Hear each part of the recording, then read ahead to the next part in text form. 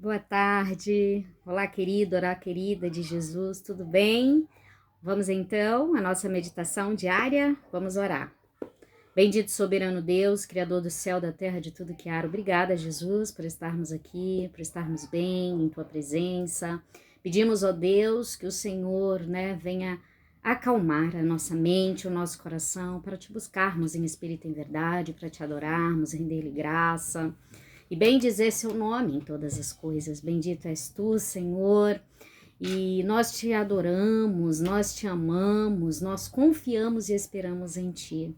Entrego, Senhor Jesus, cada ouvinte, cada lar aqui representado, que o Senhor vem com as suas bênçãos, derramando, curas diante de enfermidades, que o Senhor seja luz na vida de cada um de nós, em nome de Jesus. Amém. Queridos, hoje o texto para reflexão, ele está lá no livro de Mateus, capítulo 13, versículo de 53 em diante. Está bem? Diz assim: tendo Jesus proferido estas palavras, retirou-se dali. E chegando à sua terra, ensinava na sinagoga de tal sorte que se maravilhavam e diziam: de onde lhe vem esta sabedoria e estes poderes miraculosos? Não é este o filho do carpinteiro? Não se chama sua mãe Maria e seus irmãos Tiago, José, Simão e Judas? Não vivem entre nós todas as suas irmãs? De onde lhe vem, pois, tudo isso? Escandalizavam-se nele. Jesus, porém, lhe disse: não há profeta sem honra, senão na sua terra e na sua casa. E não fez ali muitos milagres, por causa da incredulidade deles. Que texto, né? Aqui é quando Jesus prega em Nazaré e ele é rejeitado pelos seus. Veja bem, Jesus, ele nasceu num lar, só aqui de irmãos, que eu contei, 4 irmãos e mais algumas irmãs. Como está no plural, dá a entender que são mais de 2. Então, vamos lá, tinha no mínimo aí uns 6 irmãos, tá? E tá dizendo aqui também que não há profeta sem honra, senão na sua terra e na sua casa.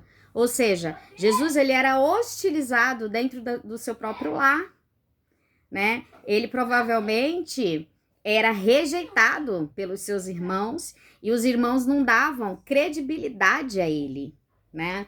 Então, veja bem, ele cresceu numa casa, podemos dizer assim, sem estrutura, em um ambiente totalmente hostil, que não dava crédito a ele, que não o apoiava, né? E pela história, parece que ele vivia com esses irmãos, que na verdade já eram filhos de José, né? Porque quando o José foi casar com a Maria, estava vendo sobre essa história esses dias, a Maria tinha ali por volta de 13, 15 anos, e quando ela concebeu Jesus através do Espírito Santo, ela então não tinha demais filhos, né? Então, acredita-se que eram enteados de Maria, né? E, consequentemente, irmãos de Jesus. Uma outra ocasião também, quando ele está na sinagoga ensinando, eles param lá, né, a Jesus e falam: olha, sua mãe e seus irmãos estão lá fora, né? Te aguardando. E ali Jesus diz o quê? Se eu não me engano, tá lá em Marcos 3,31. Deixa eu dar uma olhada. Essa passagem. Nisto, chegaram sua mãe e seus irmãos, e tendo ficado do lado de fora, mandaram chamá-lo. Muita gente estava sentada ao redor dele e disseram: olha, tua mãe, teus irmãos e irmãs estão lá fora à tua procura. Então ele lhes respondeu, dizendo: quem é minha mãe e meus irmãos? E correndo olhar pelos que estavam sentados ao redor, eis minha mãe e meus irmãos. Portanto, qualquer que fizer a vontade de Deus, esse é meu irmão, irmã e mãe.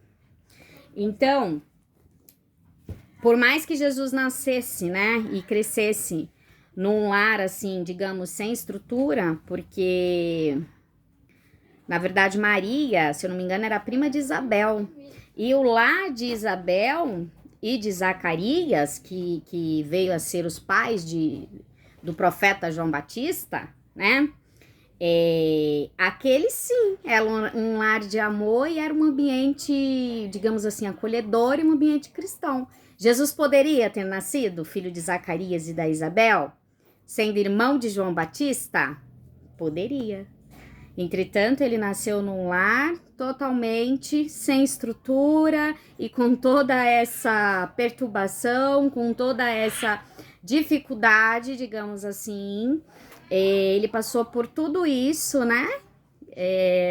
Porque ele é 100% Deus, mas ele foi 100% também homem, né? Enquanto esteve aqui conosco, em sua primeira vinda. Então, ele era de uma cidade pequena chamada Nazaré. Acredita-se que tinha em média lá umas 500 pessoas nessa época, né? E ainda assim as pessoas não davam crédito. É tanto que a Bíblia vai dizer aqui que ele não realizou tantos milagres por conta da incredulidade deles. Ou seja, da sua terra, da sua casa, e faziam tudo isso com Jesus. E aí vem esse questionamento, né? Se Jesus, que é santo, passou por tudo isso, quem somos nós para estar reclamando, né, queridos? Porque se Jesus, que tem caráter divino, passou por essas coisas, imagina nós, né? Então, força. E vamos seguindo, né? Com Jesus Cristo na frente e vai dar tudo certo, tá? Um beijo a todos.